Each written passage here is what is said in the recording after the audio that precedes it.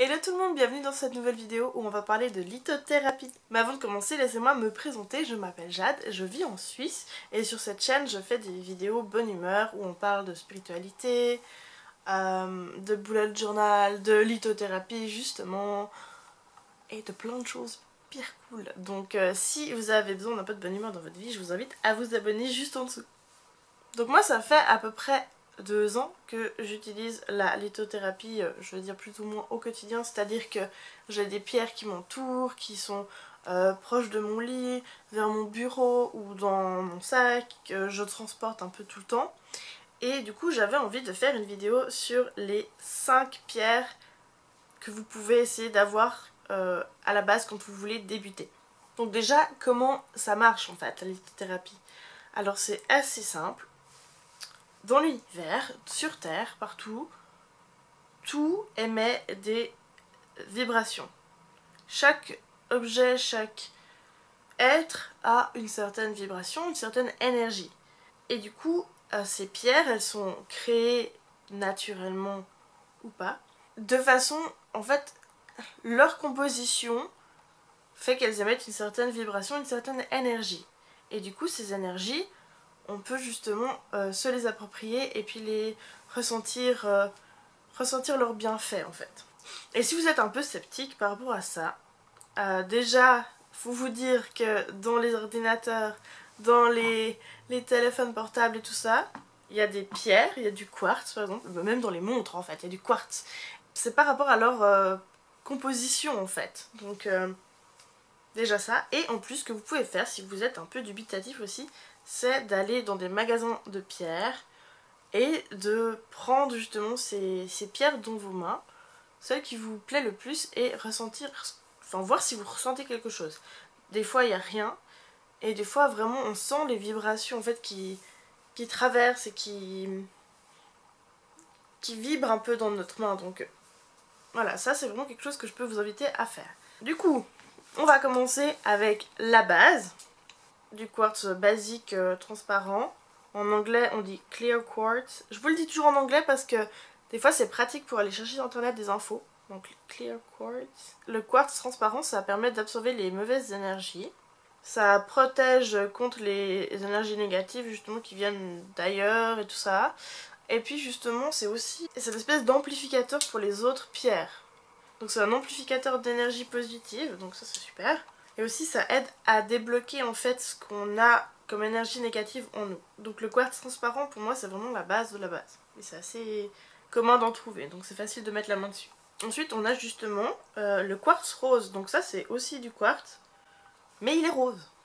Et le quartz rose, ça c'est pour tout ce qui est amour, amour de soi. C'est pour ça que j'aime bien l'avoir près de moi parce que je suis souvent dans ma chambre et j'aime bien l'avoir justement vers mon lit parce que quand ça va pas, que j'ai des doutes sur moi-même ou comme ça, j'aime bien l'avoir vers moi et puis de ressentir ces énergies positives et tout. Et aussi, bon là c'est du quartz brut, vous voyez comme c'est brut, c'est moins poli. Puis bon, c'est un gros morceau, il existe aussi des morceaux plus petits, c'est clair, et qui peuvent être polis aussi. Et d'ailleurs je trouve que ça fait un chouette cadeau à offrir aux gens si vous savez qu'ils se lancent dans la lithothérapie, de leur offrir un petit morceau de quartz rose. Ça fait un petit clin d'œil, genre un petit clin d'œil d'amour, voilà, on leur envoie un peu d'amour, c'est assez chouette. Ouais, le quartz rose pour tout ce qui est amour de soi, amour global, parce que l'amour c'est la vie. Une autre pierre qui m'accompagne vraiment au quotidien, c'est l'angélite. Vous voyez qu'elle est bleue comme ça. Voilà. Et l'angélite, alors elle a justement, elle a ce nom de ange, Angèle, angélite. Et elle est connue pour justement faciliter la communication avec nos anges gardiens, mais justement notre communication avec ce qui est au-dessus de nous, quoi. Donc ça dépend en quoi vous croyez, mais elle a aussi justement tout ce qui est cet aspect très apaisant. Donc par exemple pour moi, quand j'ai de la peine à m'endormir le soir, je la prends et je la garde auprès de moi, soit dans ma main, soit sous mon oreiller, et elle me fait vraiment du bien, donc elle me calme. C'est vraiment une pierre apaisante qui va justement nous... Voilà, qui amène une certaine sérénité, et aussi justement cette communication avec les anges. Donc vraiment l'angélite, pour moi c'est vraiment une des pierres qui est basique, parce qu'elle apporte du calme justement, et justement cette connexion. La troisième pierre dont je vais vous parler, il s'agit de la fluorite. Donc la fluorite, là vous voyez, elle est version brute. Voilà. Cette fluorite, elle amène justement tout ce qui est concentration. Donc ça c'est une pierre qui est bien de garder vers son bureau par exemple, ou dans sa trousse d'école, quand on fait encore des études, ou voilà, ce genre d'environnement plutôt professionnel, cet environnement de connaissances en fait, et de savoir, et justement de devoir être concentré. Donc ça amène justement de la concentration, mais aussi des nouvelles idées, et justement aussi du focus. Enfin ouais, on est concentré sur ce qu'on fait, et ça amène de la positivité aussi dans ce qu'on fait. Et ça apaise aussi, donc ça enlève un peu tout le stress qu'on peut générer quand on est en train de travailler ou en train d'étudier. Donc vraiment la fluorite, pour moi c'est vraiment un essentiel. Et la dernière pierre dont je voulais vous parler, il s'agit de l'améthyste. Donc là vous voyez, elle est aussi sous format brut, parce qu'elle est trop jolie. Elle existe aussi en format poli. Voilà, par exemple celle-ci c'est aussi une améthyste mais sous format poli. Je suis désolée pour les ombres, mais... Voilà, vous voyez quand même, voilà. Du coup c'est la même pierre au final.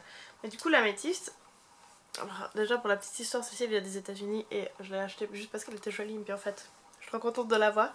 L'améthyste elle est aussi hyper efficace justement pour tout ce qui est absorption d'énergie négative, puis vraiment pour éloigner les mauvaises pensées et toutes ces énergies là. Et le fait qu'elle soit violette aussi, ça représente justement le troisième œil, enfin tout ce qui est voilà, le troisième œil.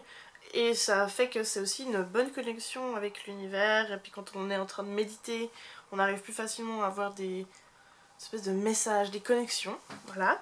Et apparemment, alors ça c'est pas quelque chose que je fais forcément, mais elle peut aussi aider pour le sommeil. Ça peut garder les cauchemars loin de nous, donc c'est vrai que pour moi c'est pas un automatisme, mais c'est aussi quelque chose qu'elle est capable de faire.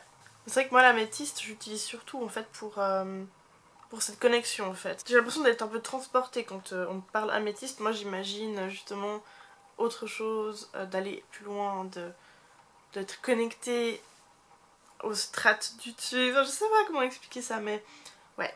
Donc ça c'est les 5 pierres que je recommande à tout le monde pour commencer, pour débuter dans la lithothérapie. Après bien sûr, si on devait en choisir que 3, bah vraiment alors le quartz transparent clairement, le quartz rose, et puis justement éventuellement l'améthyste ou l'angélite. Ça dépend un peu vos affinités aussi. Si vous avez des affinités plutôt avec les anges, bah alors l'angélite clairement. Si vous avez plutôt des affinités plus de clairvoyance ou de médiumnité, tout ça, là l'améthyste clairement ça peut plus vous aider. Après il existe tellement d'autres pierres. Je pense que je vais faire d'autres vidéos à ce sujet parce qu'il y a vraiment plein de choses à savoir. Et je pense aussi que c'est justement super propre à chacun. Donc si vous pouvez aller vous-même vous rendre dans des petites boutiques de pierres, vous allez pouvoir justement voir quelle pierre vous attire le plus, avec quelle pierre vous avez le plus de connexion. Moi par exemple j'ai des super bonnes connexions avec la labradorite. Et bah là je vous en ai pas parlé parce que c'est plus quelque chose qui m'est propre en fait. Donc voilà, c'est chacun son ressenti et ses connexions. C'est un peu comme avec des personnes, on a chacun des affinités avec d'autres personnes. Bah là c'est la même chose, on a des affinités avec des pierres. Donc je ne peux que vous encourager d'aller découvrir ça par vous-même. Et en attendant, je vous remercie d'avoir regardé cette vidéo, j'espère que ça vous aura été utile.